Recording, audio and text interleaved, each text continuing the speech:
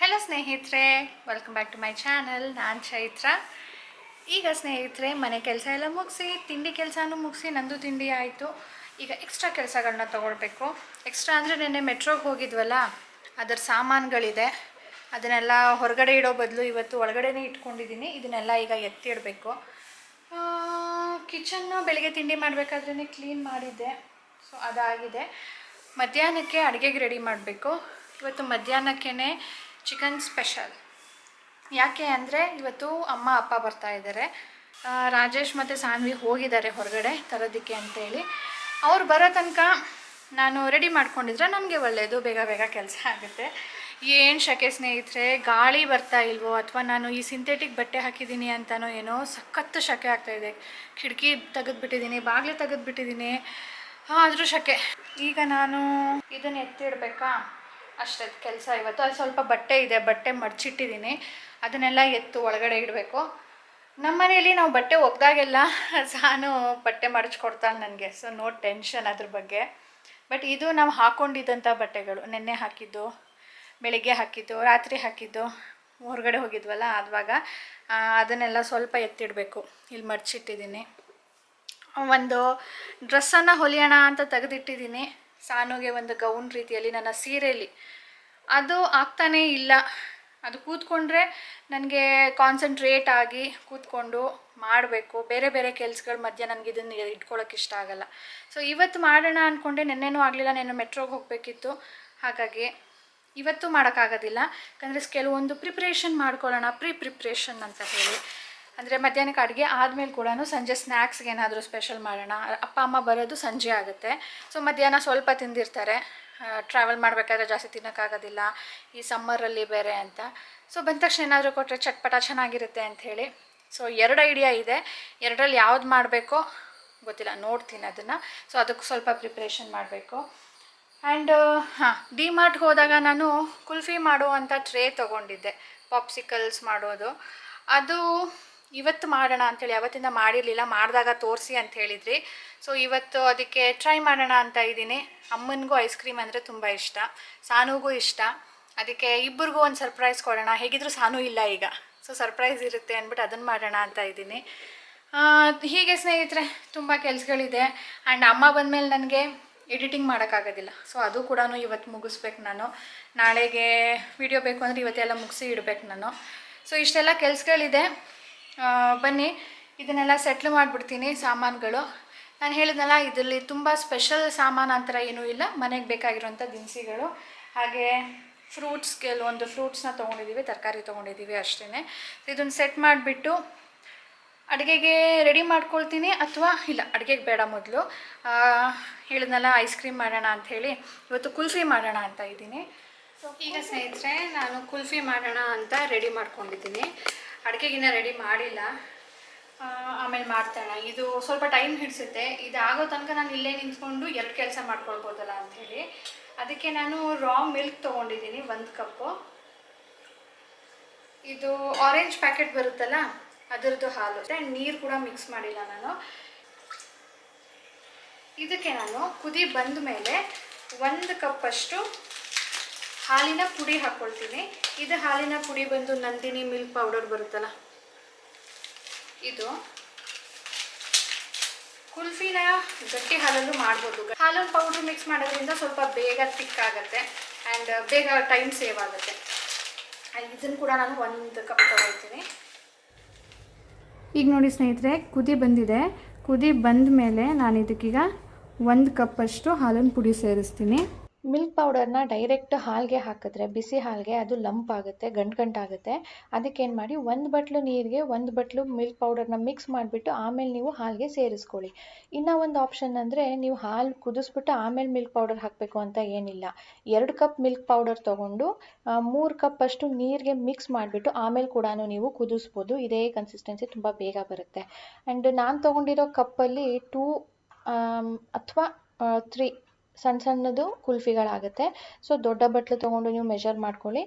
And kulfi ಎಷ್ಟು ನಾವು mould use ಮಾಡ್ತೀವೋ ಅದ್ರ ಮೇಲೆ ಕೂಡ ಡಿಪೆಂಡ್ ಆಗುತ್ತೆ. ಸೊ ನಾನಿವತ್ತು 2 ಬಟ್ಲು ಪೌಡರ್ 1 ಬಟ್ಲು ಹಾಲು ಹಾಕ್ಕೊಂಡು ಕುಲ್ಫಿನ ಮಾಡ್ಕೊಂಡಿರೋದು. ಇಷ್ಟರಲ್ಲಿ ಎಷ್ಟು ಕುಲ್ಫಿ ಆಗುತ್ತೆ ಅಂತ ನೋಡಿ ನಿಮಗೊಂದು ಐಡಿಯಾ ಬರುತ್ತೆ. ನೋಡಿ ಈಗ ಕುದಿ ಬಂದಿದೆ ಆ್ಯಂಡ್ ಗಟ್ಟಿ ಕೂಡ ಇದೆ, ಯಾಕಂದರೆ ನಾವು ಜಾಸ್ತಿ ನೀರು ಮಿಕ್ಸ್ ಮಾಡಿಲ್ಲ. ಈಗ ನಾನು ಇದಕ್ಕೆ MTR ಬಾದಾಮ್ ಪೌಡರ್ನ ಮಿಕ್ಸ್ ಮಾಡ್ತೀನಿ. ಇದು ಅರ್ಧ ಕಪ್ ಇದೆ. ಇದು ಏನಾದರೂ ನಿಮ್ಮ ಹತ್ರ ಇಲ್ಲ ಅನ್ನೋ ಹಾಗಿದ್ರೆ ಬೇರೆ ಆಪ್ಷನ್ ಅಂದರೆ ಅರ್ಧ ಬಟ್ಲಷ್ಟು ಪುಡಿ ಸಕ್ಕರೆ ಆ್ಯಂಡ್ ಸ್ವಲ್ಪ ಏಲಕ್ಕಿ ಆ್ಯಂಡ್ ಡ್ರೈ ಫ್ರೂಟ್ಸು ಇಷ್ಟನ್ನು ನೀವು ಸಪ್ರೇಟಾಗಿ ಇದಕ್ಕೆ ಸೇರಿಸಬೇಕಾಗುತ್ತೆ. ಏಲಕ್ಕಿ ಪೌಡರ್ ಫ್ಲೇವರ್ಗೆ ಆ್ಯಂಡ್ ಸ್ವಲ್ಪ ಬಾದಾಮಿ ಗೋಡಂಬಿ ಎಲ್ಲ ನೀವು ಸಣ್ಣದಾಗಿ ಕಟ್ ಮಾಡಿ ಹಾಕಬೇಕಾಗುತ್ತೆ. ಆ್ಯಂಡ್ ಸ್ವಲ್ಪ ಕೇಸರಿ ಇದ್ದರೆ ಕೇಸರಿ ಕೂಡ ಆ್ಯಡ್ ಮಾಡ್ಬೋದು. ನೋಡಿ ಕಲರ್ ಬರಬೇಕಲ್ವಾ, ಅದಕ್ಕೆ. ನೋಡಿ ಇಲ್ಲೆಲ್ಲ ಗಟ್ಟಿ ಗಟ್ಟಿ ಕಾಣ್ತಿದೆ ಅಲ್ವಾ, ಗಟ್ಟಿ ಆಗಿದೆ, ಇಷ್ಟ ಆಗಿರಬೇಕು. ಇದು ಸ್ವಲ್ಪ ತಣ್ಣಗಾಗೋದಕ್ಕೆ ಬಿಡ್ತೀನಿ, ಆಮೇಲೆ ಮೌಲ್ಸಲ್ಲಿ ಹಾಕಬೇಕು.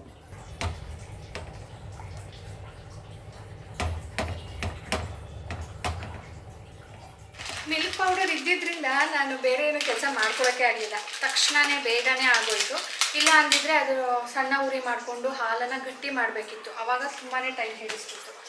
ಎನಿವೇಸ್ ಈಗ ನಾನು ಇದು ಮುಗಿದಿದೆ, ತಣ್ಣಗಾಗೋ ತನಕ ಸಾರಿಗೆ ರೆಡಿ ಮಾಡ್ಕೊಳ್ತೀನಿ.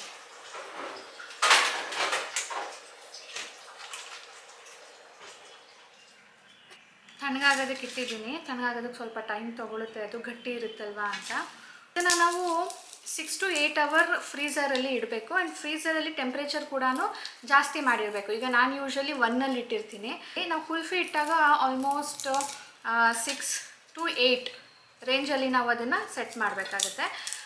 ಆಗ 6 to 8 hours ಆಗುತ್ತೆ. ಫ್ರೀಝರಲ್ಲಿ ಇಡಬೇಕು.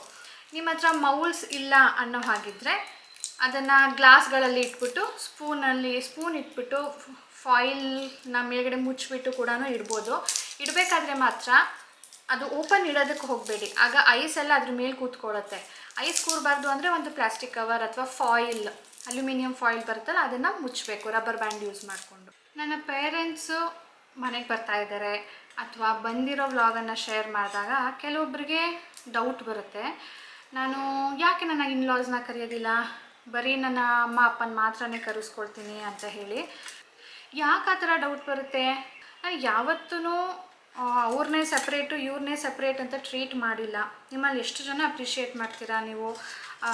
ಅತ್ತೆ ಮನೆಗೆ ಹೋದರೂ ಕೂಡ ಎಲ್ಲ ಕೆಲಸ ಮಾಡಿಕೊಂಡು ಅವ್ರ ಜೊತೆ ಎಷ್ಟು ಚೆನ್ನಾಗಿ ಬೆರ್ಕೊಂಡು ಎಲ್ಲರೂ ಎಷ್ಟು ಸಪೋರ್ಟಿವ್ ಆಗಿರ್ತಾರೆ ಅಂತ ಹೇಳಿಬಿಟ್ಟು ತುಂಬ ಖುಷಿ ಪಡ್ತೀರಾ ನೀವು. ಅಂಥದ್ರಲ್ಲಿ ಕೆಲವೊಬ್ಬರಿಗೆ ಮಾತ್ರನೇ ಈ ಡೌಟ್ ಬರುತ್ತೆ. ನನಗೆ ಅಲ್ಲಿ ಕಮೆಂಟ್ಸಲ್ಲಿ ಡೀಟೇಲಾಗಿ ರಿಪ್ಲೈ ಮಾಡೋದಕ್ಕಾಗೋದಿಲ್ಲ. ಹಾಗಾಗಿ ಇವತ್ತಿನ ವೀಡಿಯೋಗೂ ಕಮೆಂಟ್ ಬರುತ್ತೆ ಅಂತ ಫಾರ್ ಶ್ಯೂರ್. ಹಾಗಾಗಿ ನಾನಿವತ್ತು ಕೇಳೋದೇನೆಂದರೆ, ನಾನು ನನ್ನ ಇನ್ಲಾಸ್ನ ಆಗಲಿ ಪೇರೆಂಟ್ಸ್ನ ಆಗಲಿ ಕರೆಯೋದಿಲ್ಲ. ನಾನು ಯಾರನ್ನೂ ಕರೆಯೋದಿಲ್ಲ. ಯಾಕೆ ಕರಿಬೇಕು? ಗೆಸ್ಟ್ ಅವರು ನಮ್ಮ ಮನೆಗೆ. ಇದು ಅವ್ರದ್ದೇ ಮನೆ.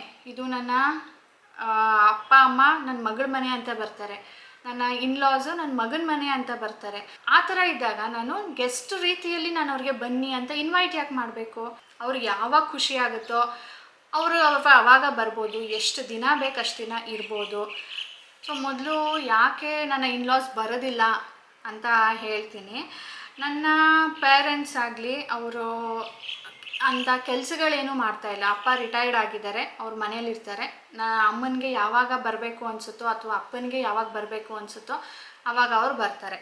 ಆದರೆ ನನ್ನ ಇನ್ಲಾಸ್ ಕೇಸಲ್ಲಿ ಆ ಥರ ಅಲ್ಲ. ನಮ್ಮ ಮಾವ ತೋಟಕ್ಕೆ ಹೋಗ್ತಾರೆ, ತೋಟದಲ್ಲಿ ಏನಾದರೂ ಒಂದು ದಿನ ಕೆಲಸ ಇರುತ್ತೆ ಅಲ್ವಾ, ಅವರು ಅದನ್ನೆಲ್ಲ ಹಾಗೆ ಬಿಟ್ಬಿಟ್ಟು ಬರೋಕ್ಕಾಗುತ್ತಾ ಕೆಲಸದವ್ರ ಮೇಲೆ ಅಂತ ಕೇಳ್ತಾರೆ. ಅತ್ತೆ, ನಿಮ್ಮ ಮಾವ ತೋಟಕ್ಕೆ ಹೋದರೆ ನಾನು ಮನೇಲಿ ಇರಬೇಕಲ್ವಾ, ಎಲ್ಲರೂ ನೋಡ್ಕೊಳ್ಬೇಕು, ಮಕ್ಕಳಿರ್ತಾರೆ, ನಾನು ಒಬ್ಬಳೇ ನಂಗೆ ಬರೋಕ್ಕಾಗೋದಿಲ್ಲ ಅಂತ ಹೇಳ್ತಾರೆ. ಮೈದನಂಗೆ ಕೇಳಿದರೆ ಅವರು ಬಿಸ್ನೆಸ್ ಹೇಗಿದೆ ಅಂದರೆ ಅವ್ರ ಮಾಡ್ಯೂಲು ಒಂದು ದಿನ ಇಲ್ಲ ಅಂದರೆ ಅವ್ರಿಗೆ ಅಲ್ಲಿ ಪ್ರಾಬ್ಲಮ್ಮು. ಇಲ್ಲಿ ಬಂದರೂ ಕೂಡ ಎಷ್ಟು ಫೋನ್ಸ್ನ ಅಟೆಂಡ್ ಮಾಡ್ತಿರ್ತಾರೆ, ಮಕ್ಕಳಿರ್ತಾರೆ, ಮಕ್ಕಳದು ನೋಡಬೇಕಾಗತ್ತೆ. ಸೊ ಅಷ್ಟು ಜನದೆಲ್ಲ ನೋಡಿಕೊಂಡು ನಾವು ಬರೋ ಅಷ್ಟೊತ್ತಿಗೆ ನೀವು ರಾಜೇಶ್ ಕೆಲಸಕ್ಕೆ ರಜಾ ಹಾಕ್ಬಿಟ್ಟು ನೀವೇ ಬಂದುಬಿಡಿ ಅಂತ ಸಿಂಪಲ್ಲಾಗಿ ಹೇಳಿಬಿಡ್ತಾರೆ. ಹಾಗಾಗಿ ನಾವೇ ಅವಾಗವಾಗ ಹೋಗ್ತಾ ಇರ್ತೀವಿ. ಏನಾದರೂ ಫಂಕ್ಷನ್ಸ್ ಇದ್ದರೆ ಮಾತ್ರನೇ ನನ್ನ ಪೇರೆಂಟ್ಸ್ ಆಗಲಿ ನನ್ನ ಇನ್ಲಾಸ್ ಆಗಲಿ ಬರೋದು. ಇಲ್ಲ ಅಂದರೆ ನಾನು ಅಮ್ಮ ಬಾಮ್ಮ ಎಷ್ಟು ದಿನ ಆಯಿತು ಅಂದರೂ ಕೂಡ ಬರೋದಿಲ್ಲ.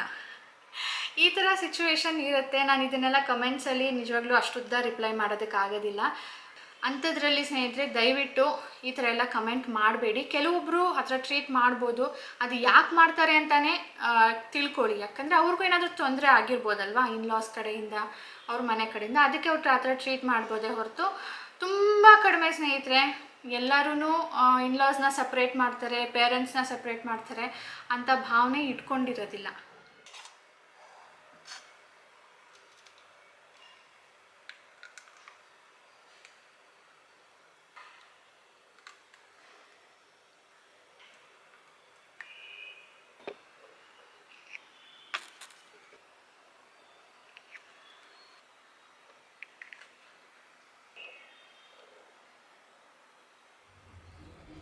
ಈಗ ನಾನು ಕಾಂಗ್ರೆಸ್ ಬೀಜ ಮಾಡ್ತಾಯಿದ್ದೀನಿ. ಇದನ್ನು ಮಾಡೋದಕ್ಕೆ ಮೊದಲು ಸ್ವಲ್ಪ ಹುರ್ಕೊಳ್ಬೇಕು. ಎಷ್ಟು ಅಂದರೆ ಸಿಪ್ಪೆ ತೆಗೆಯೋದಕ್ಕೆ ಆಗಬೇಕು ಅಷ್ಟು ಹುರ್ಕೊಂಡ್ರೆ ಸಾಕು. ಜಾಸ್ತಿ ಕಪ್ಪ ಮಾಡಬಾರ್ದು, ಯಾಕಂದರೆ ಆಮೇಲೆ ನಾವು ಮಸಾಲೆ ಹಾಕಿ ಕೂಡ ಅದು ಕೋಟ್ ಆಗೋ ತನಕ ಫ್ರೈ ಮಾಡಬೇಕಲ್ಲ. ಅದಕ್ಕೆ ಸಣ್ಣ ಉರಿಯಲ್ಲಿ ಇಟ್ಕೊಂಡಿದ್ದೀನಿ. ನೋಡಿ ಸ್ವಲ್ಪ ಕ್ರ್ಯಾಕ್ ಬಿಟ್ಟಿರೋದು ಕಾಣ್ತಿದೆಯಾ ನೋಡಿ, ಆ ಥರ ಅಂದರೆ ಅದು ಆಗಿದೆ, ಸಿಪ್ಪೆ ತೆಗಿಯೋಕ್ಕೆ ಈಸಿ ಆಗುತ್ತೆ ಅಂತ ಅರ್ಥ. ಸೊ ಆಫ್ ಮಾಡ್ಕೊಂಡಿದ್ದೀನಿ. ತಣ್ಣಗಾದ್ಮೇಲೆ ಸಿಪ್ಪೆ ತೆಗಿಬೇಕು. ಈಗ ಕಡಲೆಕಾಯಿ ಬೀಜಕ್ಕೆ ಮಸಾಲೆ ಹಾಕೋ ಟೈಮು. ಇದಕ್ಕೆ ಸ್ವಲ್ಪ ಎಣ್ಣೆ ತೊಗೊಂಡಿದ್ದೀನಿ, ಅಂದರೆ ಇದು ಸ್ವಲ್ಪ ಜಾಸ್ತಿನೇ ಆಗಿದೆ ನಾನು ತೊಗೊಂಡಿರೋ ಕಡಲೆಕಾಯಿ ಬೀಜಕ್ಕೆ. ಇದರಲ್ಲಿ ಹಾಫ್ ಹಾಕ್ಕೊಂಡ್ರೆ ಸಾಕು, ಜಾಸ್ತಿ ಹಾಕ್ಕೊಂಡ್ರೆ ವೇಸ್ಟ್, ಅದು ಕೋಟ್ ಏನಾಗೋದಿಲ್ಲ. ಓಕೆ, ಸ್ವಲ್ಪ ಎಣ್ಣೆ, ಚಿಲ್ಲಿ ಪೌಡರ್, ಉಪ್ಪು, ಅರಿಶಿನ ಆ್ಯಂಡ್ ನಿಮ್ಮ ಹತ್ರ ಚಾಟ್ ಮಸಾಲ ಇದ್ದರೆ ಚಾಟ್ ಮಸಾಲ ಹಾಕ್ಬೋದು. ಇಷ್ಟನ್ನು ನಾವು ಒಂದು 5 to 10 ಸೆಕೆಂಡ್ ಎಣ್ಣೆಯಲ್ಲಿ ಬಿಟ್ಬಿಟ್ಟು ಆಮೇಲೆ ನಾವು ಏನು ಹುರ್ಕೊಂಡಿದ್ದೀವೋ ಅದು ಸಿಪ್ಪೆ ತೆಗೆದುಬಿಟ್ಟು ಸೇರಿಸ್ಕೊಳ್ಬೇಕು. ಸೇರಿಸ್ಕೊಂಡಾದಮೇಲೆ ನಿಮಗೆ ಗೊತ್ತಾಗುತ್ತೆ ಅದು ಕೋಟ್ ಆಗ್ತಾ ಇದೆ ಅಂತ ಹೇಳಿಬಿಟ್ಟು. ಜಾಸ್ತಿ ಬಿಟ್ಟರೆ ಕಪ್ಪಗಾಗುತ್ತೆ. ಈಗ ನಂದು ಕೇಸಲ್ಲಿ ಹಾಗೆ ಆಗಿದ್ದು, ನಾನು ತುಂಬ ಎಣ್ಣೆ ಹಾಕಿಬಿಟ್ಟಿದ್ದೆ, ಅದು ಎಣ್ಣೆ ಹೀರ್ಕೊಂಡಿಲ್ಲ. ಆ ಎಣ್ಣೆಯಲ್ಲೇ ಮಸಾಲೆ ಎಲ್ಲ ಕಪ್ಪಗಾಗ್ಬಿಟ್ಟಿತ್ತು. ಸೊ ನಿಮಗೆ ಗೊತ್ತಾಗುತ್ತಲ್ವ ಅಂಗಡಿಯಲ್ಲಿ ನಾವು ಹೇಗೆ ನೋಡಿರ್ತೀವಿ, ಆ ಥರ ಬಂದಾಗ ಇದನ್ನು ಆಫ್ ಮಾಡ್ಕೊಳ್ಬೇಕು. ವೆಲ್ಕಮ್.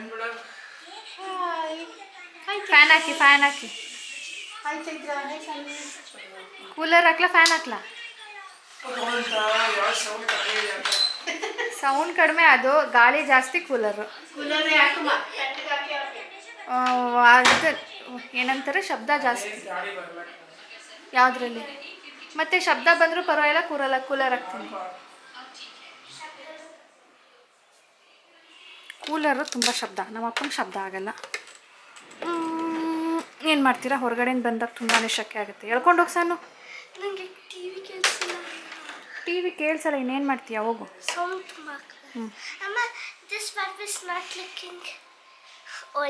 ಇಲ್ಲಿ ಕತ್ಲೆ ಸೋನ, ಏನೂ ಕಾಣೋದಿಲ್ಲ. ಹ್ಞೂ, ಇವಾಗ ಅದು ಚೆನ್ನಾಗಿದೆ. ಡಾಲ್ ಇಟ್ಬಿಟ್ಟು 2 ಕೈಲಿ ಎತ್ಕೊಂಡು ಹೋಗು.